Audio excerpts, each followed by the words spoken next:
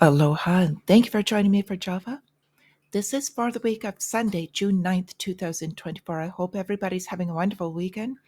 We've got a lot to go over today, so I'd like to get right into it. But first off, I saw this article basically sums up quite a bit America's plan to fix the economy, basically going to have its effect on the rest of the world. And it has for some time as one of our main exports, aside from propaganda, is inflation. So let's go right into this. Starting with our main risk indicators, we've got the MMRIs heading back up towards extreme risk territory. So stayed in high level. Looking at our fear grade index. Now, this one has ticked up only a little bit because this is a balance of factors. In the underlying, basically, the largest part holding this down is the moving average. So this is the last metric in the fear and grade index, basically holding here, otherwise would be pushed further into the fear territory. So I do want to mention that GameStop, basically that chart pattern did follow through as historically it generally does. So I hope nobody got hurt by that one. Try to basically give the historical probabilities on that. So I hope people here either made money or at least didn't lose on that one. So thank you kindly for the support on that one. So we've got the relative strength of the dollar and the 10-year yield. Both of those came up significantly on Friday. I'll talk a little bit about why. We've got cryptocurrencies have come under a slight bit of pressure. However, they're holding up very well. So these are kind of Bitcoin, Ethereum in particular, a little bit more of safe haven, people moving their money towards it. So back in regards to what I just spoke about on the front about America's plan to save the economy, European central bank divergence from the Fed would fuel inflation. Absolutely correct. So if they cut first and the Federal Reserve doesn't kind of adjust the policy so that the central banks work together, they want the inflation to be spread across the board, if you will, cannot be uneven, or this would cause major economic problems for the ones who don't work in lockstep with these other central banks. So we've got the Fed preview. They're doing a hawkish turn straight into the recession. Basically, what's coming out, this is a huge week ahead for data. We've got on Wednesday, the Federal Reserve will issue a statement. And also before the bell on Wednesday, we get the CPI figures for May. So with these inflation numbers, significantly different number than what they expect, will create volatility in this market and can especially affect the bond market, which is much larger than the stock market. So what happened Friday? Talking about the May payroll surge, they're talking about hot wages. Unemployment is up, but there's plenty of jobs. They're saying the job market is strong, and they're quoting the unemployment rate at 4%. I think those numbers are not correct. If you've been here with me for any period of time, it's basically a load of garbage in these reports. They always have to revise them. When they revise them, they always come in for the worse and never get adjusted for. So basically, when these came out, they're saying the labor market grew at a faster pace than they expected. Both stock and bond markets reacted very poorly. Stock market sold off because basically they think there's going to be no cuts from the Federal Reserve. So even with this higher unemployment rate, Federal Reserve basically saying that they're going to cut at some point in time this year, and quote from Jerome Powell saying it's going to be a bumpy ride. That's a severe understatement, in my opinion. So let's go a little bit more into what's going to happen this week. We're expecting Apple is going to have an event, and that's expected to move their stock, at least because it's got a lot to do with artificial intelligence, which is still the huge buzzword basically in the markets. So that kicks off on Monday. We've got Amazon holding a 3-day basically conference on their Amazon Web Services. I think that's huge. I've been speaking about the data centers. This is what all of the Mag 7 are moving into. So data centers, themselves for the physical part, the mining, and then also with the power, and the companies that run these will do well. Volatility watch, we've got a lot of options trading volume increasing lately. So there's a lot of speculation. This is also what's holding up the fear and greed. So this is mostly between the GameStop is kind of wound out a bit, and I've got a large holdings in Nvidia. So people speculating again, retail investors, and hopefully they've hedged or they know how to manage their risk. So I'd like to mention one other thing about airlines. This is discretionary income. I think this is going to be a large indicator that I'm watching is travel, because it's been huge since the COVID breakout. We've got basic economy fares, which is basically the low end, and all of the larger airlines are now up to 35%, between 20 and 35% of the earnings for the airlines. So basically, that's showing another move to the lower end of the economy spenders, basically moving up, and the higher is showing more of this divergence. So I've got one other thing I would like to bring up about this. I think this is huge, and this is about the Fed dot plot down here. Now they're talking about this Fed dot plot's going to offer a look into the rate cut resolve. I don't put a lot into this dot plot. Look at it for what it is. They speak about this a lot. It's a bunch of garbage and hype again, because the dot plot is an opinion of someone else's opinion. So the dot plot is the opinion of where they think we're going to go, and the dot plot basically these opinions of what they think of this dot plot opinion. So I don't put a lot of weight on that. At any rate, let's go into our calendar. Not too much Monday. We're expecting that Apple event to start kicking off.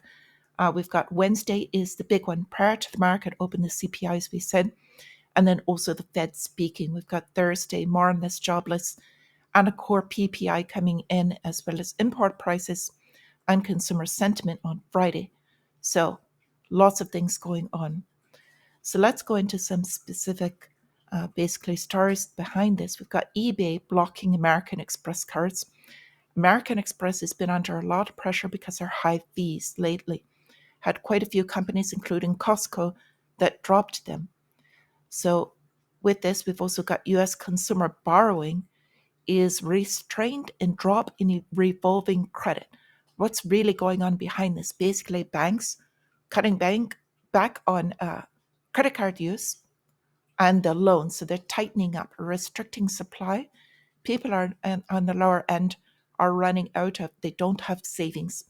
So if the credit cards are cut off or restricted, they are now beginning to default on their automobile loans, as well as homes foreclosures, all on the rise. So with this strong payrolls number, worsening unemployment tells the tale of two surveys. Basically, the payrolls is their BLS numbers. We can shorten that to BS if you like, because the payrolls were a large number of part-time jobs. A lot of the full-time jobs were lost, and the numbers don't work out. Why is this? There's a lot of migrant worker jobs coming into this. And as I said, a lot of them are unemployment is creating part-time jobs, which they count as full job, and losing full-time jobs. So that doesn't work out. So with this, if you've been here for a while, again, you know I kind of do this real world versus their fake world and what they're reporting, and real numbers versus their fake numbers they're reporting. So in the real world, we've got companies, everybody's angry at John Deere. They had some large amounts of layoffs, and they're hiring now in Mexico, doing relocation there. And more companies are going to be doing this. This is another indicator, because labor has become too expensive in the United States. So they're exporting for the employment to cut costs so that they can survive what is coming in the business world.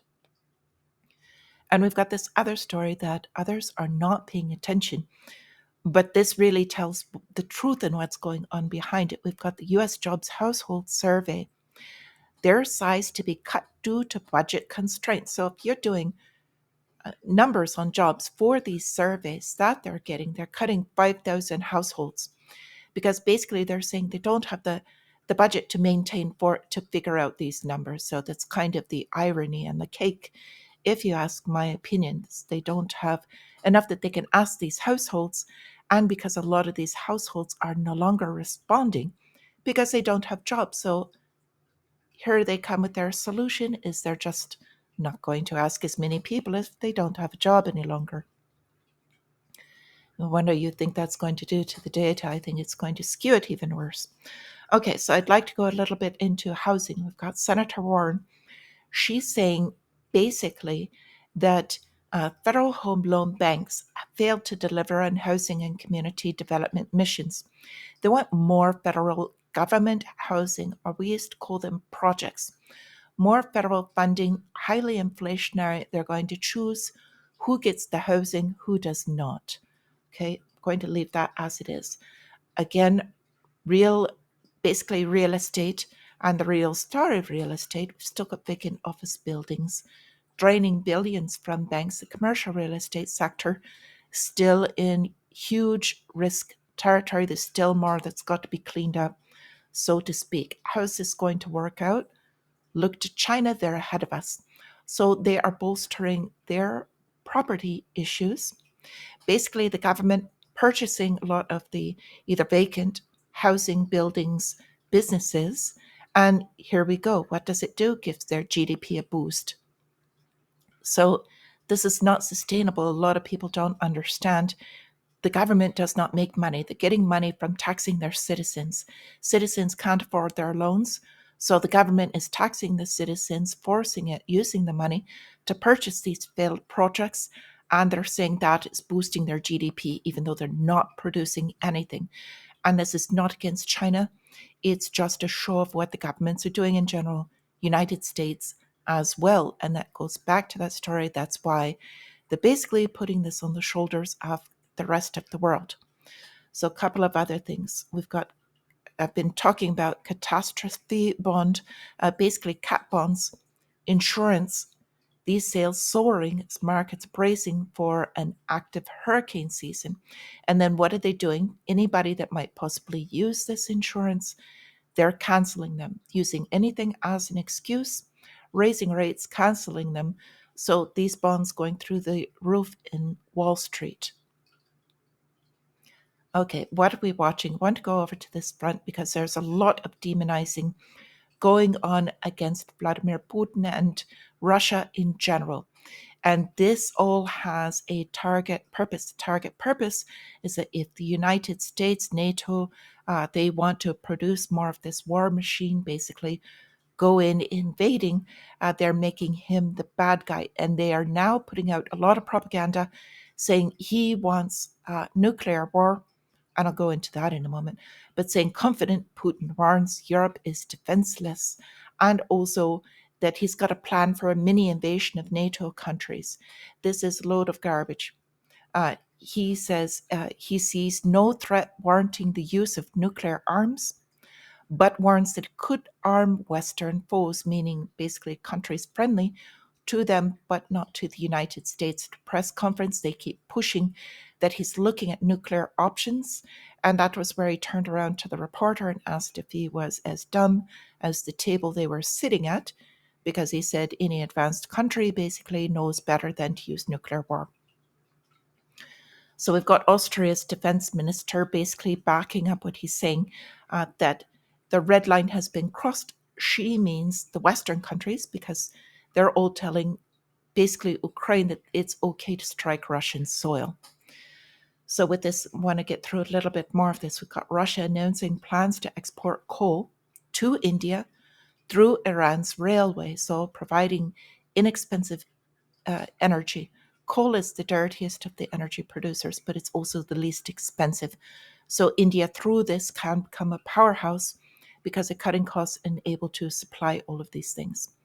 So along with this, we've also got warnings coming out that China is trying to recruit United States and NATO pilots, fighter pilots, and they're warning against them because now they're panicking and basically threatening the pilots that if they go, that's treasonous acts. Okay, a few other things. I think this is disgraceful, but we've come out with the current United States. The basically quote unquote leader, don't like using that word, and he's not doing anything near the job but apologizing to Zelensky. So he's completely lost it, doesn't realize his true what he's supposed to be, commander in chief, the greatest military in the world, and we do not owe Ukraine anything as far as country the United States. So anyway, my opinion, my apologies for putting that out there, but that is infuriating as an American, should infuriate the others as well. So we've got China's export container shipping price index increasing 14.3%. So they say inflation is 2%. We've got all of the back end goods just increased by 14.3%. Where do you think inflation is going to go? We've also got one other place to look forward to what's going on. We've got a brilliant, and I say that sarcastically for any of you that are, before you get angry with me, government in California. The fast food minimum wage to $20 shut many businesses. Now they've got massive deficit. And his solution for this massive deficit now is he would like to defund law enforcement and prisons. So don't need them because they're changing the law in favor of criminals anyway. So with all of these basically circus acts going on, I'd like to remind you, become self-sufficient. And until I see you again, my friends, I'm going to cover more before the market open. So until I see you again, stay free.